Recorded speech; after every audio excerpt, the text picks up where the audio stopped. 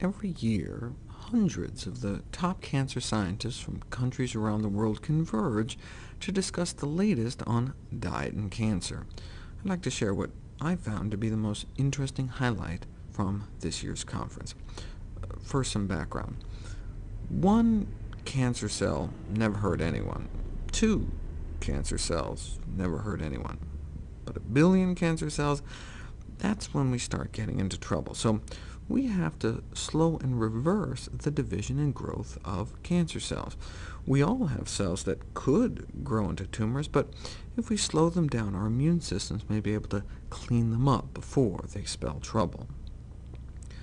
Take breast cancer, for example, the most common cancer among American women. Like all cancers, it starts with 1 cell. This is a photograph taken under a microscope of an actual breast cancer cell, which then divides and becomes 2 cells, and then 4, 8, and so on. Every time the cells divide, the tiny tumor doubles in size, and the tumor only need double about 30 times, and we're up to 1 billion cancer cells, which is a tumor just large enough to be picked up by mammography.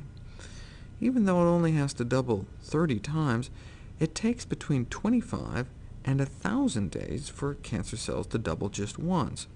So that means from the time that first cell gets mutated, it takes between 2 and 100 years before it actually shows up as a little tumor we can see.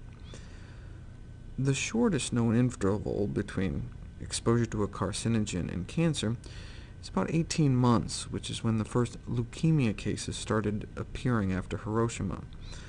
Cancers need time to grow, and for most solid tumors, meaning non-blood tumors like breast cancer, cancer can take decades to develop. Many breast cancers may start in the teen years. Some think we actually may start developing breast cancers in the womb before we're even born, and that depends in part on what our mom ate. This is what's called the promotion stage of cancer. 20 years ago, I ate meat, a lot of meat. I very well may have mutated one of the cells in my prostate, or liver, or colon, but I don't mind if I get cancer in 100 years. I don't expect to be around to worry about it.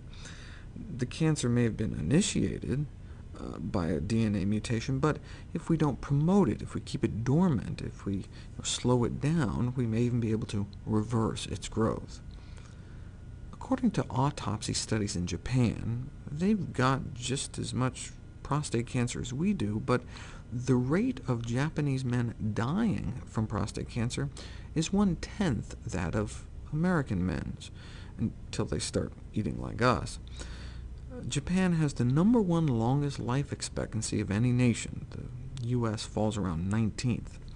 When Japanese men finally do die, though, many have tiny prostate tumors, but they die with their cancer instead of from their cancer.